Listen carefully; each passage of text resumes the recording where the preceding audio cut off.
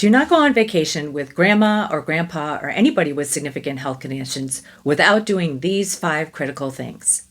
Number one, you want to be sure to have a list of their medication, allergies, and health conditions on an index card or something that can fit into a purse or a wallet, because that is going to be where emergency personnel are going to look first. So put their name, put their birth date. If you're not comfortable with that, at least put the year that they were born so they know how old they are. Then you want to list their medications. You want to be sure to have the milligrams on there and how many times a day they take them. Then on the other side, put the health conditions and any allergies to medications that they may have. The second thing you need to have in order is a list of their emergency contacts and critical medical forms, things like healthcare power of attorney and advance directives. Do they want to be resuscitated if they were to have a heart attack or a stroke while you're on vacation? I know nobody likes to think of these things, but they do happen, and you want to know what to do so you can remain somewhat calm in this situation. Be sure you put their list of emergency contacts on the back of their medication card so everybody knows where to find it. The third critical item is to be sure you pack enough medication for the duration of your trip and at least a week extra. I can't tell you how many times patients have called me because their plans were derailed by someone getting sick or their transportation being delayed, and we had to find some place to call in extra medicine. Just bring it with you just in case.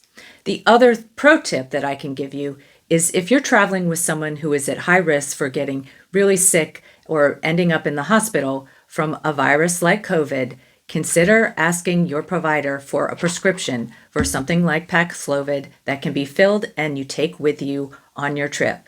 I have traveled with elderly people and people who are at high risk, and thankfully we had the prescription with us because it would have been a disaster if we hadn't tried to find a pharmacy to track it down. My husband and I were just in Alaska.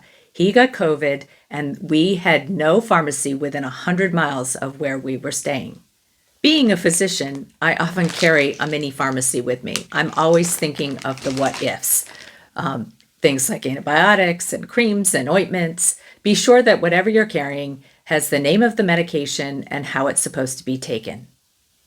The fourth item to consider is to make sure that you have all the medical equipment and mobile assisted devices that that person may need. Do they have diabetes? Do they have high blood pressure? Do you need to bring a blood sugar monitor? Do you need to bring a blood pressure cuff with them? I just traveled with my sweet dear friend, 90 years old, and she needed her cane. She forgot it. So we happened to get one at a pharmacy, and now it's awesome. It can be folded up and stuck right in her suitcase, and we were able to take it, and she used it a lot during this trip.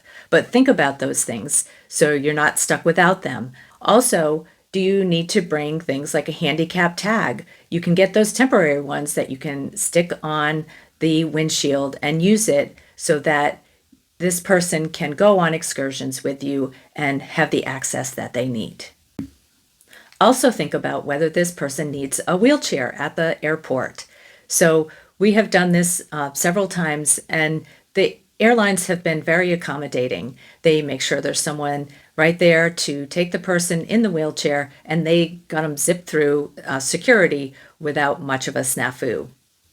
But be sure that you leave enough extra time, especially if someone's using a wheelchair, probably more than that 2 hours, so that everyone can get through security and get to the gate on time without being totally stressed out. The fifth item that I would consider before leaving is purchasing travel insurance. Now, every policy is different and every company is different, so you need to ask the questions and know the details of your specific policy. But it could include options like things if the person becomes ill before you leave and you have to cancel or delay your plans, and also coverage during your trip if someone gets severely ill.